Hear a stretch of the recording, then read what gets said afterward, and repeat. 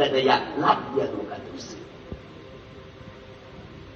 উঠে তিনি ভাবছেন এপার থেকে ওপারে চলে যাই। আসমানের মালিক বলতেছে, ইউনূস তোমাকে দায়িত্ব দিলাম নদীর এই পারে, তুমি তো ওই পারে চলে যাচ্ছ, অনুমতি দিছে কেনা?